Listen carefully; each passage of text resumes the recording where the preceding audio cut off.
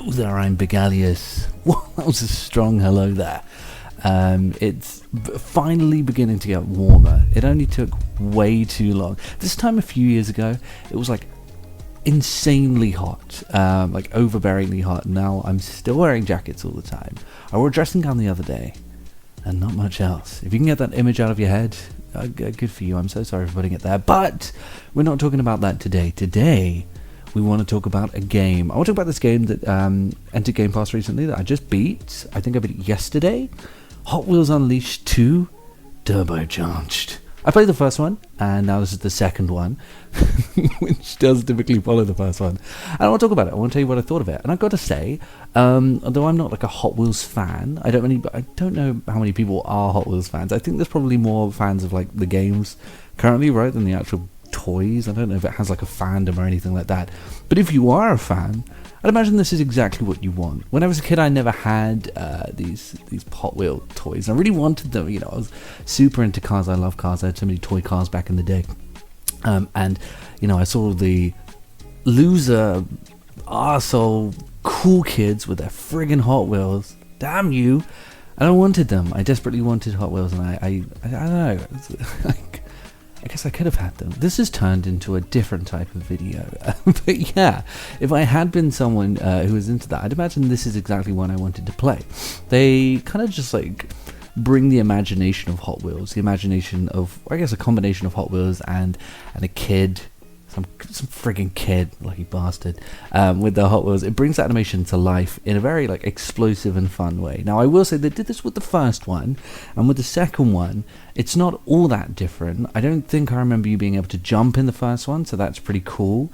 And obviously the locations have changed slightly and things like that, but I wouldn't say that it's like any like wild length any different to the first one. They're both games where you will race on the tracks, and it is confined to the tracks, which honestly is exactly what you want. They get away with a lot of like texture stuff by doing that, but there are a couple of changes here and there. There's this, I think it's a new mode where you drive around like the location that you're in, not on the tracks, looking for various checkpoints. Though I will say, I'm actually not a huge fan of that game mode. I don't know, it just feels like a little bit annoying. Kind of feels like it's sort of exists for the sake of it and is stretched out time-wise, just to give you something to do for a bit of time, rather than actually giving you like a track to race on and have this, you know, intense action in.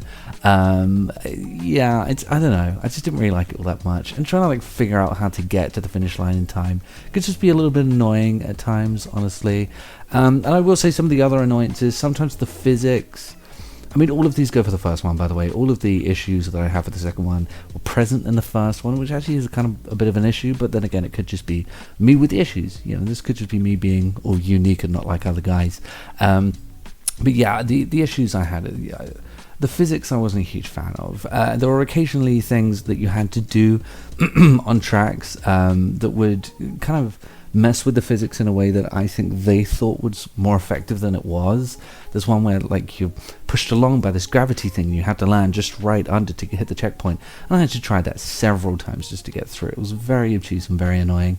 They did tone it down with the spider webs. If you've played the first one and you're just going on and you know you're moving on to the second one, then you'll be happy to know they toned it down with the spider webs. I never liked those, and they're very rarely in this game, though they are in this game. It's where these like animatronic spiders will shoot webs at you and it kind of sticks you to the ground.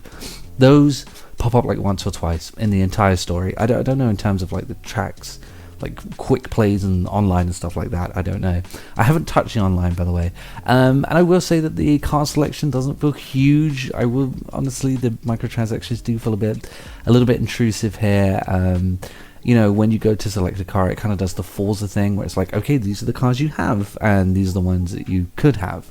And also I feel as though like you collect coins and upgrade points and stuff like that, and I don't feel as though I have much of an effect on things. I don't feel like I can use these. I don't know, I didn't use them once throughout my entire time during the story. I'm sure I could have been more effective, but I couldn't really find anywhere to use them, and I was having a half decent enough time without them, so I thought, yeah, I just won't bother. And there's no real like sense that they mean anything, you know, upgrading in any way, despite the fact that you do level quite a bit, and that's quite cool. If I was to use some of these currencies, the fact that you level up so quickly is very helpful. The campaign's around about 7 to 8 hours, and I got to level 21, I think.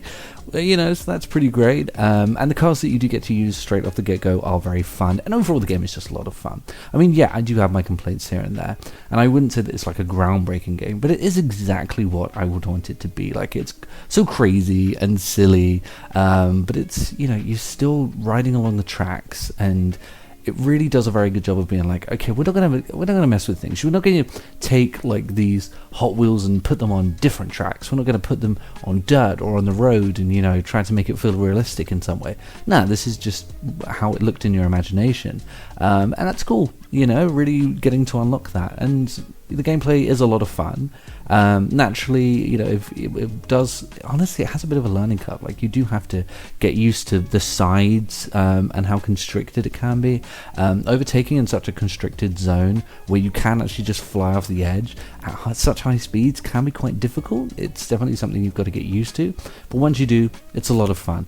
And overall the game is a lot of fun. It's gorgeous. The lighting is fantastic in this game. The lighting is absolutely excellent. There are some neon lit tracks that are chef's kiss, beautifully lit, and that's great. It's very important to have stuff like that in a game that's, it has to be visually fun.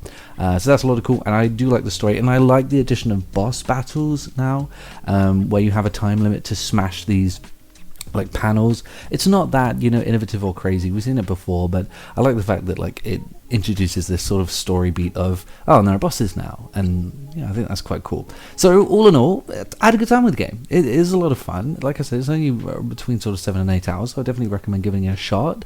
And let's see what I friggin' gave this game.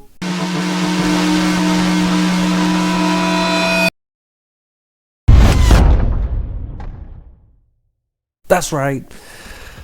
It's time to leave. I'll see all of you later and have a very unleashed day. No, I don't know. What does that mean?